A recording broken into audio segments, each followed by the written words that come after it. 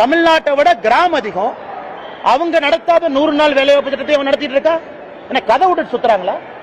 அப்ப யாரு பேர்ல நீ போலி கணக்கு எழுதுற? யூபியில 23 கோடி மக்கள், 24 கோடி. யூபியில 38,687 கோடி. தமிழ்நாட்டில் 8.5 கோடி மக்கள் தொகை. தமிழ்நாட்டில் எவ்வளவு காசு வாங்கியிருக்காங்க? 39,338 கோடி. இதை கனிமொழி அக்கா பார்லிமெண்ட்ல பேச மாட்டாங்களா? நான் டேட்டா உங்களுக்கு இப்ப முடிச்சோன்னே கொடுக்கிறேன், டேபிள் போட்டு. அது மட்டும் இல்லைங்கன்னா, தமிழ்நாட்டுக்கு கொடுத்திருக்கக்கூடிய 100 நாள் வேலைவாய்ப்பு திட்டத்தினுடைய நிதி என்பது மகாராஷ்டிரா, தெலங்கானா, சத்தீஸ்கர் 3 மாநிலத்தை சேர்த்துனாலும் தமிழ்நாட்டினுடைய நிதியை விட குறைவா வாங்கியிருக்கிறாங்க. என்ன நியாயம் இது? அதுக்கு அடுத்தது பாருங்க, மொத்த கிராம பகுதி மக்கள் தொகை. கிராம பகுதி மக்கள் தொகை அக்கா கேட்பாங்க, இந்து அக்கா, அண்ணா நீங்க இப்படிலாம் சொல்லக்கூடாது, கிராம பகுதி ப்ரொபோர்ஷனேட் சொல்லுங்க.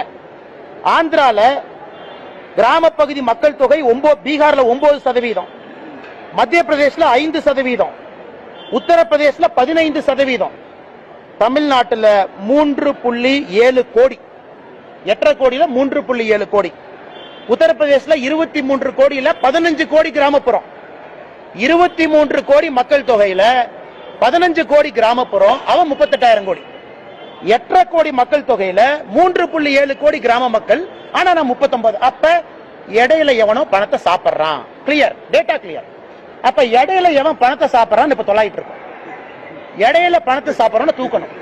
இந்த போலி கணக்கு, வராதவங்க பேர்ல கணக்கு, திமுக கூட்டத்துக்கு குரூப் குரூப்பா கூட்டிட்டு போய் கணக்கு, அதெல்லாம் 100 நாள் வேலை வாய்ப்பு திட்டம், பஸ்ல கூட்டிட்டு போறது, அதெல்லாம் மாட்டி டாஸ்மார்க் ஊழலை விட மிகப்பெரிய ஊழலாக தமிழ்நாட்டில் 100 நாள் வேலை வாய்ப்பு திட்டம் மிகப்பெரிய ஊழலா இருக்கும். ஆனா இதுல திமுகவுடைய பஞ்சாயத்து பிரசிடென்ட் ஜெயிலுக்கு போவான்.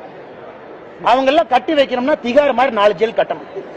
கோயம்புத்தூர் பஞ்சாயத்து பிரசிடென்ட்ல இதுல ஏறு, இந்த ராமநாதபுரத்துக்காரன்ல இதுல போ, இந்த பக்கமெல்லாம் இங்க போ, சென்னைக்காரன்ல இங்க வந்துரு. திமுகவுடைய பஞ்சாயத்து பிரசிடென்ட் எழுதின போலி கணக்கு டாஸ்மார்க் ஊழலை விட பல மடங்கு இந்த கணக்கு இருக்கும்.